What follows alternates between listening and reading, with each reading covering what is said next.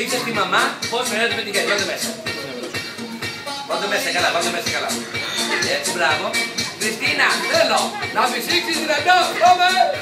Και να πάρεις την απόλυμα.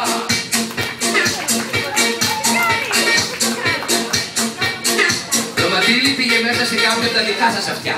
Ψάξτε λίγο τα αυτιά σας. Αν δεν το βρείτε στα αυτί σας, ψάξτε στα αυτί του γειτονού σας. Wow. Wow.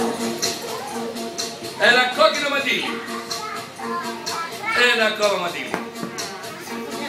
Ένα μαύρο ματήλι. Και μετά μου λέτε τι χειρονοτόσα. Πάμε τα ματήλια σου μέσα, καλέ μου φίλε. Προσέξτε πως το μαύρο και το κόκκινο πάνε μαζί. Μαγικά, κατάλαβε, τώρα υπάρχει να τους περίπτωση. Αυτό θα πάει σε εταιρεία που εκεί φτιάχνουν Next Master Chef. Βάλτε μέσα μετάκι, να ρωτήσετε, τελικάτες κινήσεις. Όπως η κοπέλα έξι, δημιουργική. Θέλω να φυσήξει μια φορά πολύ δυνατά. Φύσα δυνατά. Φύσα και εσύ δυνατά.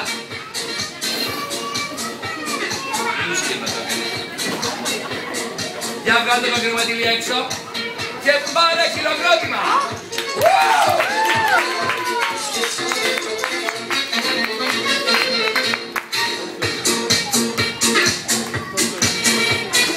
Φύσα δυνατά.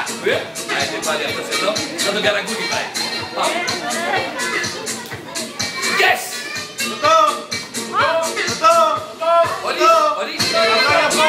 Ορίστε. Αυτό είναι αυγό. Αυγό σε 2 εβδομάδες θα δεν πέσει χέρι, θα είσαι εδώ.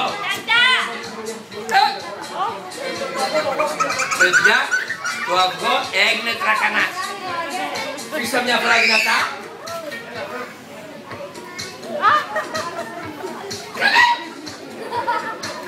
Το τι κάνεις εσύ κιόλας.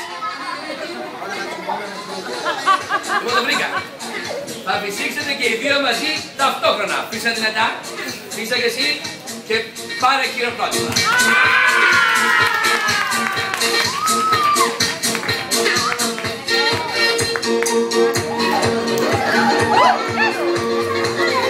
Αυτό είναι κόρπο του συνεργάτη μου για να λέει ότι πιάνει πουλιά στον αέρα.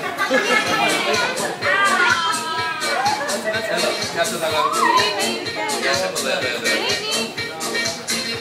Χαιρετίζετε κυρίες και κύριοι, είναι ο μοναδικός φίλος μας, υπέροχος. Δεν τελειώσαμε ακόμα, θα πάει να διαγενείς και η όμορφη Χριστίνα. Χριστίνα, είδες την κυρία τα παπαράτσι.